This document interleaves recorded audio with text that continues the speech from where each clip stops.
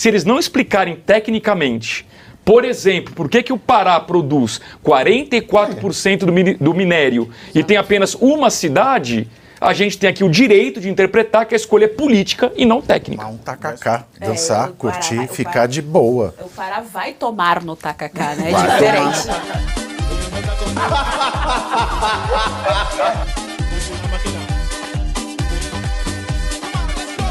Um partido que concorreu à eleição foi acusado de querer votar a cena do crime. Do crime.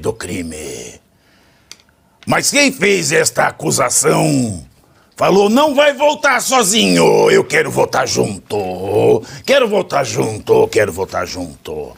O Planária disse, para quem não sabe, o Planária é o vice-presidente Geraldo Alckmin, este homem com H, né? H de hipócrita só se for. Ele tinha razão quando dizia, lá atrás, em 2018, quando o PT queria voltar à cena do crime. Porque tudo aponta para isso. Tudo aponta para isso e os ministros que têm sido pegos aos montes em malfeitos nesse governo continuam firmes, fortes e formais.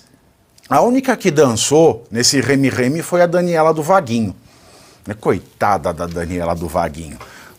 Enfim, se fosse Daniela da Robertona, talvez não tivesse caído, né? Como era do Vaguinho, devia ser machismo demais, né? Mas a Agência Nacional de Mineração, reduziu drasticamente o número de municípios aptos a receber compensação financeira pela exploração mineral. Segundo informações do jornal Estado de São Paulo, a nova lista da Agência Nacional de Mineração concentra, pega o pulo do gato. A lista nova da Agência Nacional de Mineração, ela concentra majoritariamente cidades de Minas Gerais, que é domicílio eleitoral do ministro de Minas e Energia do governo Lula, Alexandre Silveira, a quem a agência é vinculada. As cidades mineiras agora são 87% das favorecidas. A nova informação, a nova norma de mineração que estabelece critérios mais restritos para a distribuição da compensação financeira surpreendeu prefeitos de estados do Norte e do Nordeste. Antes, cidades dessas regiões também eram beneficiadas. O Pará, por exemplo, onde se produz 44% do minério de ferro comercializado pelo Brasil, ficou com apenas uma cidade nessa lista dessa nova norma, desta agência que beneficiou este gordinho simpático que vocês veem aí na tela de vocês, que é o ministro Alexandre Silveira, que é aquele ministro, vale lembrar, é aquele ministro do foi sem querer querendo, que editou uma portaria que beneficiou os irmãos Wesley Safadão da JBS, que compraram uma empresa de energia elétrica e a portaria desse ministro perdoou bilhões em dívida dos irmãos Wesley Safadão, os campeões nacionais, e passou a conta para o povo. E depois ele falou, não, foi uma mera coincidência, e depois o Estadão revelou que foram 17 visitas não registradas dos executivos da JBS ao gabinete desse ministro. Esse ministro, vale dizer, que teve aí um sigilo de 100 anos, né, que resguardou as negociatas da pasta. Esse ministro que deu licença para a exploração de diamantes para um primo, exploração de diamantes em terras, em fazendas da família desse próprio ministro, e agora a gente vê a nova norma da Agência Nacional de Mineração, que é autônoma ao Ministério, mas a gente sabe como é que funcionam as coisas, né? E reduziu a lista de cidades que recebem, né, os royalties na exploração mineral e concentrou tudo no reduto do Alexandre Silveira. Hein, professor Suano? Esse não pode se falar que nem fede nem cheira, hein? Esse sabe qual é o lado que ele está. Olha, cada vez mais, Pavinato, tecnicamente parece que há justificativas As justificativas técnicas são de que aquelas infraestruturas, o que é que seja, deveriam estar funcionando para receber. Ou seja, a divisão do bolo acabava sendo inadequada da perspectiva dele. Mas isso ainda tem que ser demonstrado para saber se essas avaliações técnicas estão corretas ou estão desvirtuadas. Esse é o primeiro ponto. Agora, eu vou encerrar, falar rapidamente disso. Olha que coisa. Cada vez mais fica claro um dos vícios originários da nossa Constituição. O que a gente vê nesse ministro? Nós vemos que é um cara que está preocupado em ser governador do estado de Minas Gerais, porque ele sabe que ele não tem condição de ir além disso, e ele vai tentar, ele está concentrando os esforços para defender os interesses do estado de Minas Gerais, os interesses dos seus grupos, das pessoas que o favorecem, das pessoas que estão ao seu lado e daqueles que fazem parte do seu grupo ideológico, político, que quer qualquer coisa que seja. Esse é o problema. Se nós tivéssemos um pacto federativo correto, não precisaríamos estar botando um cara para ser ministro, para destruir o Brasil em função dos interesses do seu estado. Infelizmente, esse é o primeiro ponto. O único pacto que a gente tem é cantar Cãozinho Xuxa ao contrário. Mas é isso aí. Ora, então a gente tem um pacto federativo que não funciona para porcaria nenhuma, um cara vira ministro, a gente vê a preocupação dele com o Estado, ele está garantindo o seu nicho eleitoral. Porque no final das contas, o que as pessoas vão dizer assim, ele trouxe dinheiro para cá, tá vendo? Só nos ajudou, então vamos votar nele que ele vai continuar trabalhando por nós. Está trabalhando por nós coisa nenhuma. Qual é o exemplo mais claro? Eu encerro por aí. Vamos pegar a diferença da porcaria que se tornou a República a partir de 88, sempre foi. Mas em 88, em especial, quando mandaram o nosso imperador embora, colocaram ele no navio e deram para ele uma quantia suficiente em ouro, que significaria pegar um terço, praticamente, sei lá quanto, daquilo que eram as reservas. Ele perguntou de onde vem esse dinheiro do Tesouro. Ele disse, é dinheiro do Tesouro, é dinheiro do povo brasileiro. Como é que vocês vêm me dar esse dinheiro para ir embora? Eu jamais vou. E foi embora, pediu apenas um pouquinho de terra para ele colocar debaixo da cama dele, porque ele amava o Brasil, ele era brasileiro. Ora, se a gente compara aquele tipo de homem público, aquele tipo de líder, aquele tipo de chefe de Estado, aquele tipo de servidor público, porque também são, com essa coisa que a gente vê, e a gente vê um pacto federativo que propicia esse tipo de gente, com todo respeito. Luiz Arthur Nogueira, sabe qual é a música preferida do ministro Alexandre Silveira? Qual? Ô mina, vi uma noite. É Mila, né, a música? Essa dele é Mina. Ô mina, Ô, Pavinato, seus diamantes é da hora. Mas a questão da mineração é igualzinho com o petróleo, né? Que tem os royalties do petróleo para as cidades produtoras. Por que vocês acham que o Eduardo Paes ama o Lula? Porque ele recebe pouco Ontem royalties. foi dia dele, né? O quê?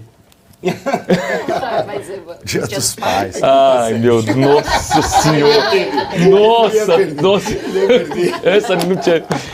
Por quê? Porque o Rio de Janeiro recebe uma bolada generosa de royalties de petróleo. E quem define isso? A Agência Nacional de Petróleo, que é ligada a quem? Ao Ministério. Então é óbvio que isso é um jogo político. Então, como o professor Suano falou, se eles não explicarem tecnicamente, por exemplo, por que o Pará produz 44% do minério e tem apenas uma cidade, a gente tem aqui o direito de interpretar que a escolha é política e não técnica. Vai sobrar pro Pará tomar um tacacá, dançar, curtir, ficar de boa. O Pará vai tomar no tacacá, né? É Vai diferente. tomar no tacacá. Não é que ele vai tomar ele vai tomar no tacacá. E é bem o Pará do aliado do Lula, né? Do essa Helder eu ia começar Barbalho. falando exatamente isso. A gente está vendo que é uma jogada política tão clara, tão escancarada, que nós não estamos falando de um Estado que não é um reduto eleitoral do PT, da esquerda, né? Se a gente estivesse falando do Rio Grande do Sul, por exemplo, faria um pouco mais de sentido essa jogada política. Não que não seja agora, mas assim, é um negócio escancarado. A gente está noticiando já há um mês, mais ou menos, um forte esquema, no mínimo suspeito. E a gente não vê isso, primeiro, sendo reverberado na grande imprensa, a gente não vê ninguém da esquerda falando a respeito disso. O petista, obviamente, não vai falar. E vale lembrar que o Lula condenava, assim, a plenos pulmões, essa história dos 100 anos de sigilo. Esse ministro, o Alexandre, que nomezinho, né? Alexandre Silveira, ele inclusive fez que não ia, né? Ele fez os 100 anos de sigilo, depois ele recebeu um pouquinho de pressão, disse que revelaria, não revelou, depois ele voltou atrás da decisão, porque ele se escondeu ali, não, disse que ele tem direito a isso, é uma informação ali confidencial, e ele tem direito a isso, não revelou. A gente está vendo uma série de movimentos beneficiando a própria família dele. Isso não é conflito de interesse, né? Pelo contrário, é divergência de interesse, mas é conflito de interesse com a população população brasileira, então isso prejudica diretamente a população brasileira. Essa verba é repassada a municípios, então isso prejudica os municípios dessas regiões brasileiras e nada está sendo feito. A gente está vendo mais uma vez um esquema no mínimo suspeito e que envolve muito dinheiro sendo construído numa gestão petista. E aí a minha pergunta é, até quando todo o resto vai ficar em silêncio? A gente vai deixar o negócio crescer mesmo? A gente vai deixar o negócio escalar e vai ficar por isso mesmo? Porque assim, tem provas, tem evidências, tem dados da realidade. A gente não está falando só de uma teoria, de uma conspiração, mas de o uma presidente do narrativa. STF vai negando as aparências e disfarçando as né, evidências lá de Harvard. Pois é, tá preocupado em ir pra China, enfim, é isso, assim. Cara, mas é muito triste, é muito lamentável a gente ver o que as coisas estão se transformando nesse país. E vale lembrar que as agências, elas têm os seus conselheiros aprovados pelo Senado. Além dos conselheiros, Pave, quando alguma agência, né, e no caso também da Agência Nacional de Mineração, precisa realizar esse tipo de mudança, existem ou deveriam existir várias etapas antes dessa decisão ser publicada. Por exemplo, consultas públicas. Tá? Essa é uma modalidade que precisa existir antes dessa decisão que atingem diretamente municípios. Nós vimos aqui que de 100 cidades ficaram apenas 31 e são apenas 4 fora de Minas Gerais. Ou seja, nós temos vários elementos que colocam em xeque essa mudança já próximo das eleições também. E é interessante a gente observar que parece que está ocorrendo, na verdade, um loteamento dos ministérios, para cada um direcionar recursos para determinadas alas eleitorais. Apesar de, nesse momento, o Pará e o Nordeste ter perdido recursos, o Arthur Nogueira, ele colocou aqui mais no início do programa, por exemplo, sobre o crescimento de pessoas dentro do Bolsa Família. Esses números, eles estão concentrados na região Nordeste do país. E ao invés de comemorar, nós deveríamos lamentar esse crescimento, mas vocês conseguem analisar que cada ministério está sendo loteado para direcionar recursos para determinadas bases a partir da importância que determinado ministério ou determinado recurso pode ter no impacto das eleições municipais que nós vamos ter este ano. Então, me parece que tudo que está sendo montado é, na verdade, direcionado para a eleição. Não tem, como disse, né? Aliás, alguém poderia criar um meme do Rubinho Barrichello com o Estadão assim embaixo, né? Como bem disse o Estadão, não existe projeto de país, nem nunca vai existir com este governo. Sabe que é uma vergonha tão grande, porque a gente está falando, 1,5 bilhão de perdão de dívida do Wesley Safadão, que esse ministro não, o governo, né? Porque um ministro de Estado, ele é como se fosse um braço do presidente da República. Como o presidente da República não pode ou não conhece todos os assuntos, ele chama quem domina para ser o seu ministro. O seu braço na economia, o seu braço na Minas Energia, seu braço na saúde, seu braço na educação. Então, o que um ministro faz é o que o presidente da República faz. Né? Isso é básico, a população tem que saber. Eu não lembro o número correto, mas parece que foi 1,5 bilhão de reais que esse ministro, logo que o presidente Lula, perdoou dos ultrabilionários irmãos Wesley Batista e passou para o povo. 1,5 bi. Não é não são 100 milhões, eu estou falando em bilhões. 1,5 bilhão de reais. E aí não se fala em atentado violento contra o Estado Democrático de Direito, porque com 1,5 bi você poderia fazer muita coisa. Vale lembrar que esse país, 50% das pessoas não tem água e esgoto em casa, não tem água tratada e esgoto.